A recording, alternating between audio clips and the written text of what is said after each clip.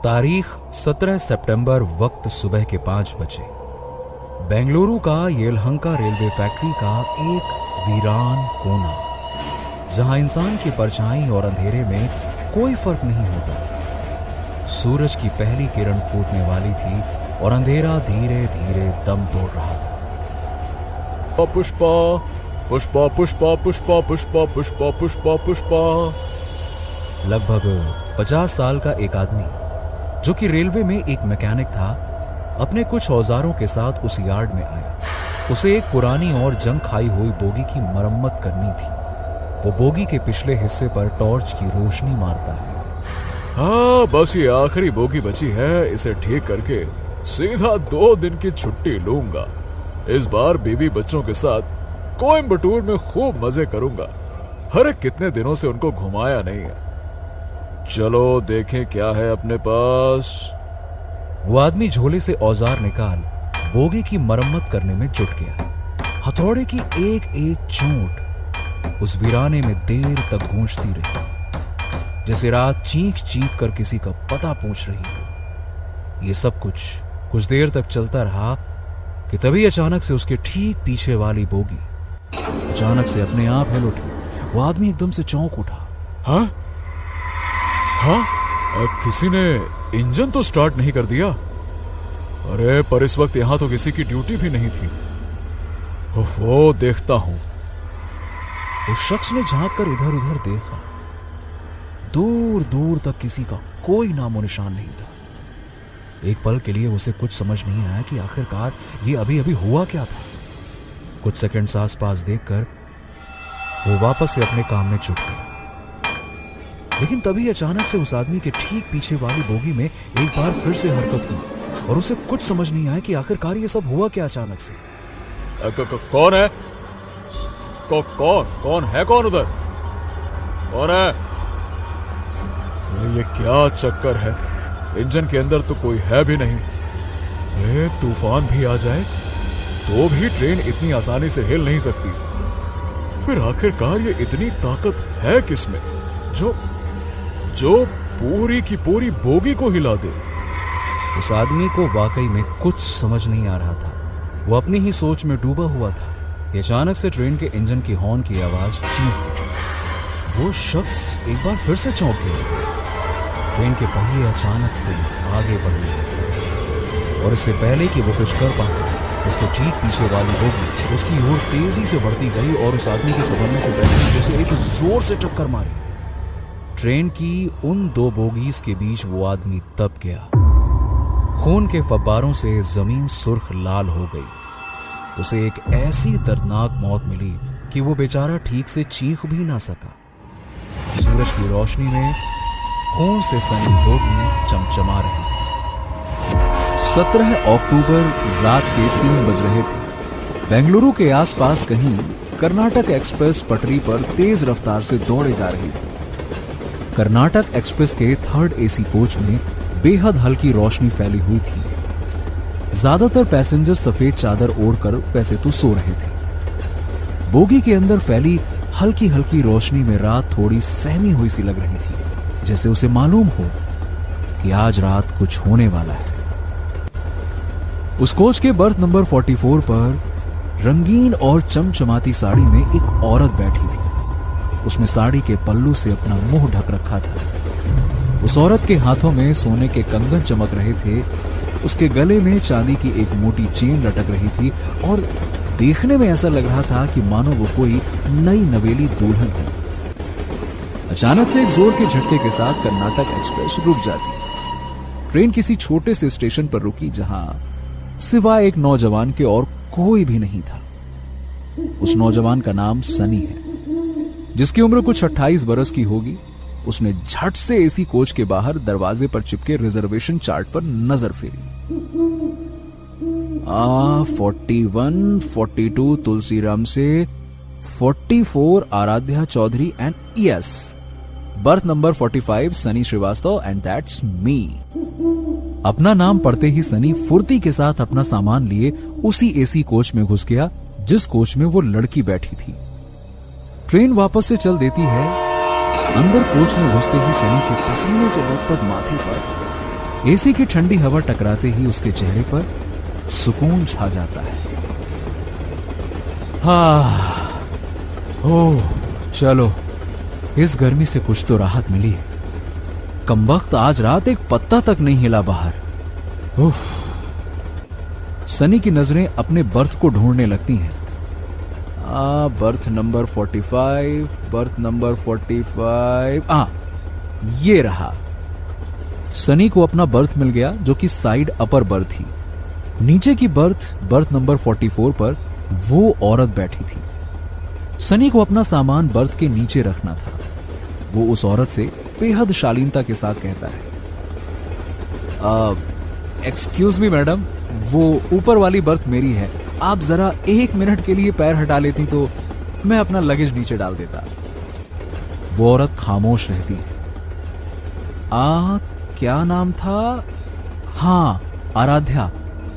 Excuse me Aaradhya जी, आप जरा अपना पैर हटा लेंगी प्लीज। उस औरत के शरीर में थोड़ी हरकत होती है।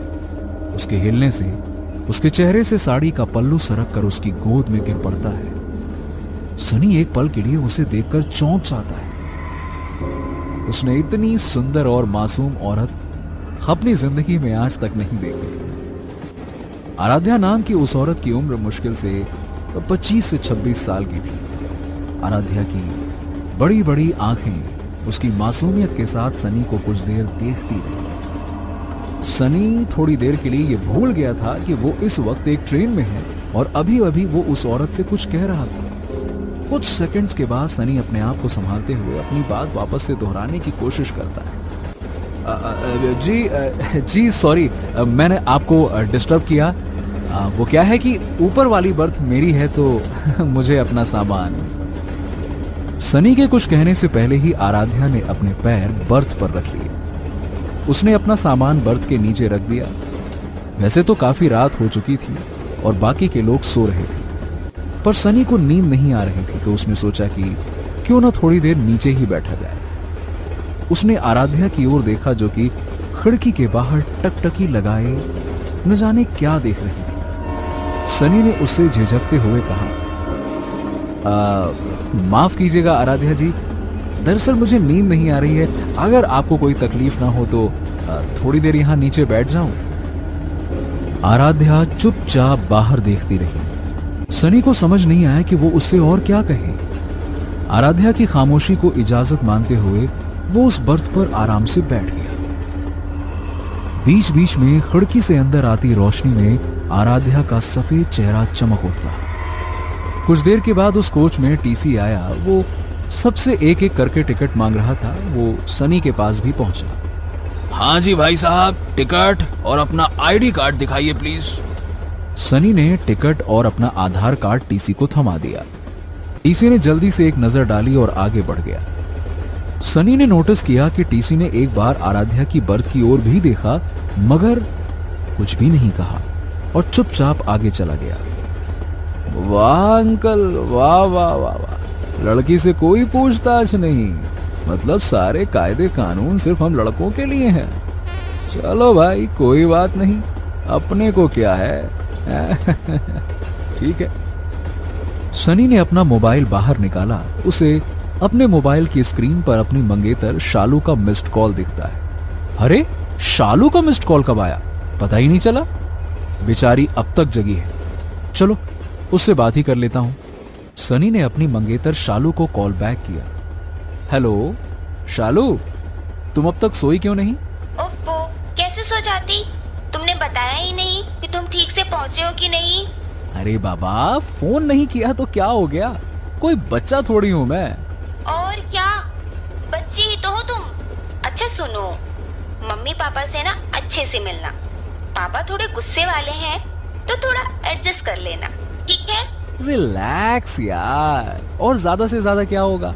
अगर तुम्हारे पेरेंट्स नहीं भी माने तो भाग के शादी कर लेंगे, सिंपल ना, भाग के शादी कर लेंगे।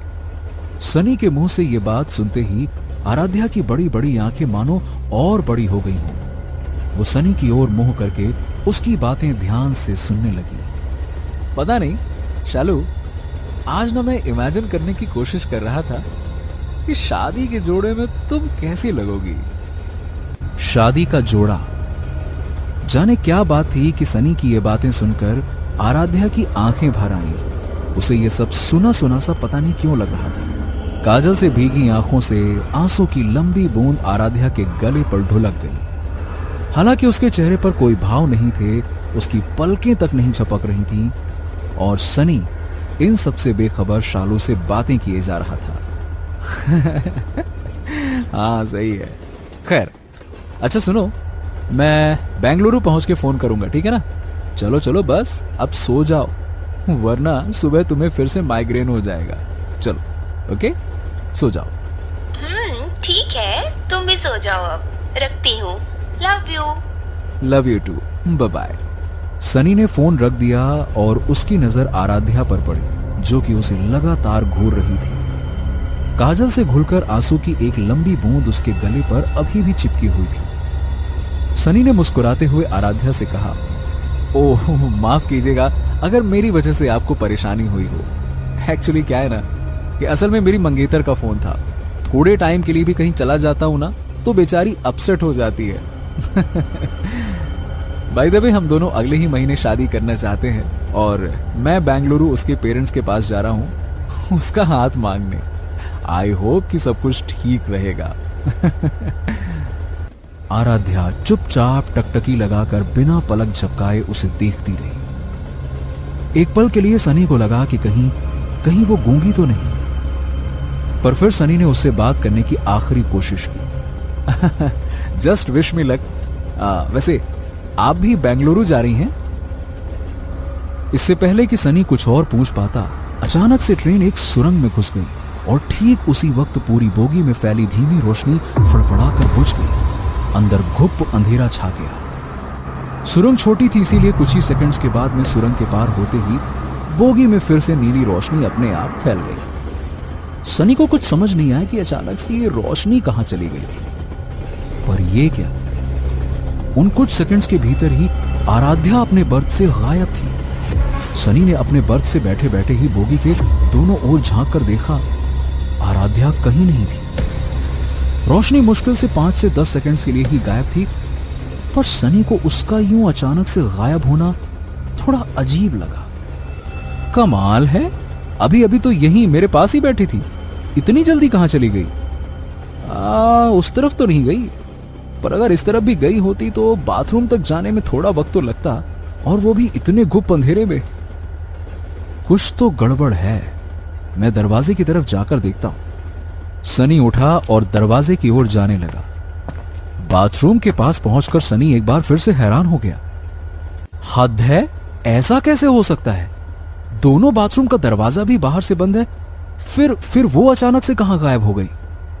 ट्रेन ने अचानक से ब्रेक लगाई। सनी थोड़ा सा लड़खड़ाया। ट्रेन धीरे धीरे एक छोटे से स्टेशन पर रुक गई। सनी ने ट्रेन का दरवाजा खोला और बाहर की ओर झांका। बाहर बोर्ड पर स्टेशन का नाम लिखा था, येलहंका स्टेशन। है, इतनी बार सफर किया इस ट्रेन से, पर इस स्टेशन पर तो यह ट्रेन कभी नहीं रुकती थी। शायद किसी ने चैन खींची हो, वो औरत भी न जाने कहां गायब हो गई। खैर छोड़ो, मुझे क्या, चेहरा धोकर सीधे सो जाता हूं यार। चलो सोया जाए अब।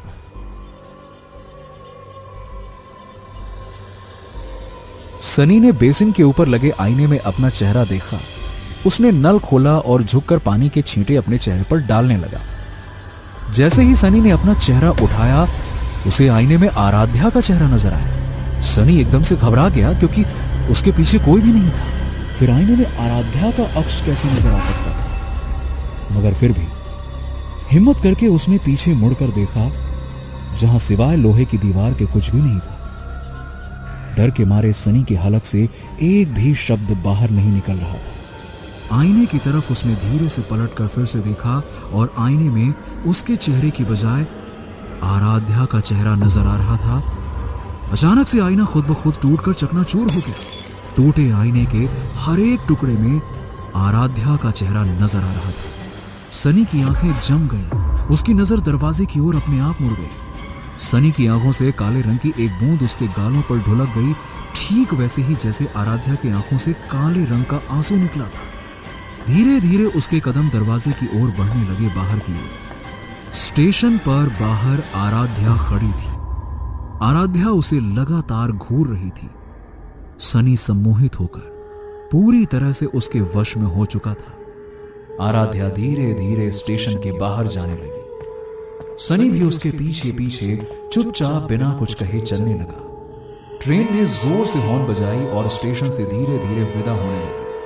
स्टेशन से सनी और आराध्या रात के अंधेरे में ओझल हो गए और प्लेटफॉर्म से कर्नाटका एक्सप्रेस। आराध्या किसी शिकारी शेरनी की तरह आगे आगे चली जा रही थी और सनी किसी पालतू हिरण के बच्चे की तरह बिना कुछ बोले उसके पीछे पीछे चलता जा रहा था। चारों ओर सिर्फ झींगुरों और सूखे पत्तों की आवाज हो रही थी। वो दोनों एक पुराने गेट से होते हुए एक बड़े यार्ड के अंदर पहुंचे, जहां पटरियों पर जंग लगे पुराने ट्रेनों की बोगियां खड़ी हुई थीं। उनमें से एक बोगी के सामने आराध्या अचानक से रुक गई और उसके पीछे सनी। एक जोर के झटके के साथ बोगी के दरवाजे का लॉक टूट गया और दरवाजा धीरे धीरे खुलने लगा। आराध्या बोगी के अंदर चली गई और उसके पीछे पीछे सनी। बोगी का दरवाजा वापस से एक जोर की आवाज के साथ बंद हो गया। सनी के अंदर जाने के अगले ही पल बोगी की लाइट जल उठी। कुछ देर तक खामोशी छाई रही और अचानक एक जोर की चीख के साथ सनी का कटा हुआ सर खिड़की पर जोर से टकराता है। खिड़की खून से सनकर लाल हो जाती है। उस यार्ड के मनहूस वीराने में रात एक और खौफनाक मौत की गवाह बन गई। ब्रेकिंग न्यूज, एक और बड़ी खबर आ रही है बेंगलुरु से, जहां येलहंका रेलवे फैक्ट्री में आज सुबह एक और खौफनाक कत्ल को अंजाम दिया गया। जी हां, ब्रेकिंग न्यूज, लगातार चौथी दर्दनाक मौत। हाँ बोल दीप्ति। जल्दी से ऑफिस आ जा, बॉस ने इमरजेंसी मीटिंग बुलाई है। अमेरिकन क्लाइंट है, ऑनलाइन प्रेजेंटेशन है and they need the best coder, जो कि तू है। तो बस जल्दी से आ जा यहाँ। दीप्ति, बॉस को बोल दे मैं नहीं आ सकती। अमेरिका से बड़ी इमरजेंसी यहाँ लगी है। कल मिलती हूँ। अरे लेकिन देविका।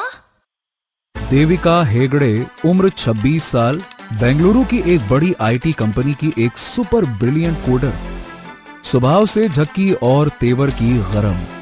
ये देविका के व्यक्तित्व का वो सच है जिसे दुनिया जानती है, लेकिन देविका का एक दूसरा सच भी है जिसे सिर्फ वही जानती है, और वो है कि देविका को स्कूल में ही सुपर नेचुरल सब्जेक्ट्स में इंटरेस्ट आने लगे थे। कॉलेज आते आते वो इलेक्ट्रॉनिक्स फ्रीक हो गई थी और साथ में एक कंप्यूटर कोडर भी, लेकिन समय के साथ सुपर नेचुरल सब्जेक्ट्स में उसकी दिलचस्पी धीरे धीरे करके और भी बढ़ती गई। उसने इंटरनेट पर भी दुनिया के तमाम घोस्ट हंटर्स यानी कि आत्माओं को खोजने वाले लोगों पर कई साल रिसर्च किया और खुद से कई सारे इलेक्ट्रॉनिक गैजेट्स एंड मशीन्स बनाए। इन गैजेट्स एंड मशीन्स की मदद से वो आत्माओं का पता भी लगा सकती है और उन्हें कैद भी कर सकती है। देविका को पूरा यकीन था कि उस रेलवे यार्ड में किसी न किसी की आत्मा तो मौजूद है और उसी ने ये सारे के सारे खून किए हैं। देविका बाइक पर लगे मोबाइल को ट्रैक कर लोकेशन के पास पहुंची। लोकेशन एक गेट के अंदर था, पर गेट पर एक बड़ा सा ताला लटका था, यानी कि सील्ड था। लोकेशन तो यही है, मुझे अंदर चुपके से जाना होगा, लेकिन गेट तो लॉक है। ताला तोड़ा तो किसी को शक हो जाएगा। अंदर जाने का कोई दूसरा रास्ता जरूर होगा। देविका ने अपने बुलेट को थोड़ी दूरी पे पार्क किया और एक दीवार के करीब पहुंची। उसने देखा कि थोड़ी दूरी पे दीवार का एक हिस्सा टूटा हुआ है। देविका उस टूटे हिस्से से गुजरकर बड़े आराम से कैंपस के अंदर आ गई। देविका ने चारों ओर नजर घुमाई। सूरज ढल चुका था और अंधेरा धीरे धीरे दबे पांव फैल रहा था। देविका ने अपने बैग से कुछ गैजेट्स निकाले। उसने एक ईएमएफ मीटर को घड़ी की तरह अपने कलाई पर बांध दिया। जब क्या होता था कि कोई आत्मा आसपास मौजूद हो तो ईएमएफ मीटर की लाइट जल उठती थी। देविका ने ईएमएफ मीटर ऑन किया और आसपास इधर उधर चलने लगी। अगर उस आत्मा ने वाकई में 4 खून किए हैं तो पीली की जगह लाल बत्ती जलनी चाहिए, और अगर लाल बत्ती जली तो इसका मतलब होगा कि मेरा सामना एक बहुत जिद्दी और गुस्सैल आत्मा से होने वाला है। देविका कुछ देर इधर उधर घूमती रही, पर किसी भी मशीन में कोई भी हरकत नहीं हुई। लेकिन उसी वक्त देविका की नजर उस बोगी पर पड़ी जहां आज सुबह सनी की मौत हुई थी। उस जगह को पीली पट्टियों से घेर दिया गया था। देविका ने देखा कि इस वीराने में आसपास कोई नहीं है। देविका क्राइम सीन पर पहुंचती है। उसने अपने 2-3 मशीन्स और भी ऑन किए। 1 घंटे से ऊपर हो चुका है, किसी का कुछ पता नहीं। कहीं ऐसा तो नहीं कि सारे खून किसी आत्मा ने नहीं बल्कि किसी इंसान ने किए हो। पर मेरा दिल कह रहा है यहाँ कुछ तो है, थोड़ी देर और देखती हूँ। देविका ये सब कुछ सोच ही रही थी कि अचानक से ईएमएफ मीटर से बीप बीप की आवाज आने लगी। देविका ने तुरंत ईएमएफ मशीन पर लगे स्पेशल थर्मोमीटर को देखा। उस पर टेम्परेचर की डिग्री अपने आप ऊपर होने लगी, जिसका मतलब ये साफ था कि कोई ना कोई अदृश्य शक्ति आसपास ही है। देविका का अंदेशा बिल्कुल सही था। उसी वक्त ईएमएफ मीटर की सुई भी हिलने लगी और एकदम से लाल बत्ती जल उठी। देविका ने जैसे ही आत्मा को कैद करने की बात कही, उसकी मशीन अचानक से बंद हो गई। ये क्या, इसे क्या हो गया? इससे पहले कि देविका कुछ समझ पाती, अचानक से थर्मोमीटर का टेम्परेचर बेहिसाब बढ़ने लगा और उसमें आग लग गई और मशीन देविका के हाथ से नीचे गिर गई। देविका समझ चुकी थी कि आत्मा बेहद गुस्से में है और इसे काबू कर पाना आसान तो नहीं होगा। ये आत्मा बहुत गुस्से में लग रही है, मुझे इससे बात करनी पड़ेगी। देविका झट से अपने साइड बैग से एक दूसरी मशीन निकालती है। एक छोटे से रेडियो से दिखने वाले उस मशीन में देविका अलग अलग फ्रिक्वेंसी पर जाकर आत्मा से बात करने की कोशिश करती है।